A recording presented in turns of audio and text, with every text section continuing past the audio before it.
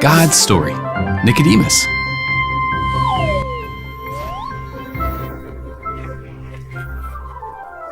Ang ating kwento ay magsisimula sa isang lalaking nagngangalang Nicodemus. Siya ay isang kilalang pariseo sa bayan.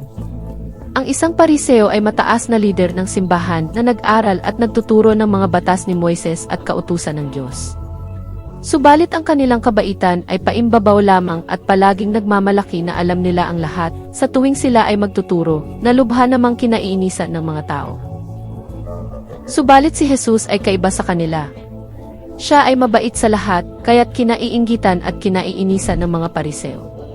Si Nicodemus ay lubhang napag-isip kaya nagnais na alamin ang mga bagay patungkol kay Jesus, lalo nang matunghayan niya na ginawa ni Jesus na alak ang tubig. Kaya nagpasya siyang kausapin si Jesus.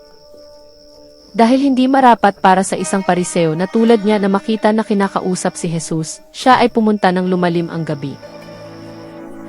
Nang siya ay dumating, buong kagalakan siyang tinanggap ni Jesus sa kanyang tinutuluyan. Ilang sandali ang lumipas at siya ay nagsimulang magtanong. Rabay, alam po naming ikaw ay isang gurong mula sa Diyos, sapagkat walang sinumang makagagawa ng mga himalang ginagawa mo malibang sumasa Kanya ang Diyos. Katotohanang sinasabi ko sa iyo, malibang ang isang tao'y ipanganak ng tubig at ng espiritu, hindi siya makakapasok sa kaharian ng Diyos. Ang ipinanganak ng laman ay laman at ang ipinanganak ng espiritu ay espiritu. Huwag kang magtaka na aking sinabi sa iyo, kailangan kayo'y ipanganak na muli. Bagaman si Nicodemo ay isang matalinong tao, wala siyang ideya kung ano ang sinasabi ni Jesus. Hindi ibig sabihin ni Jesus na kailangan muling ipanganak si Nicodemo mula sa kanyang ina. Ipinaliwanag ni Jesus na ang tanging paraan para makarating sa langit ay sa pamamagitan ng pagkakaroon ng tunay na relasyon sa Panginoong Jesus.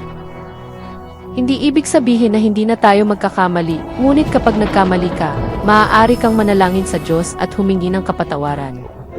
Kapag tayo ay may tunay na relasyon sa Panginoong Jesus, tinutulungan niya tayo sa pamamagitan ng Santong Espiritu upang mapagtagumpayan ang kasalanan.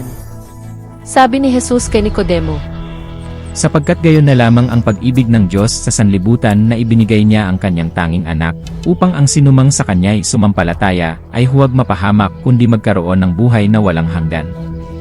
Mahalaga ito para malaman ni Nicodemo at maunawaan din natin na hindi dahil sa tayo ay magaling at mabuti o mabait, kaya tayo ay naligtas, kundi ito ay sa biyaya ng Diyos sa pamamagitan ng ating pananampalataya sa Panginoong Jesus.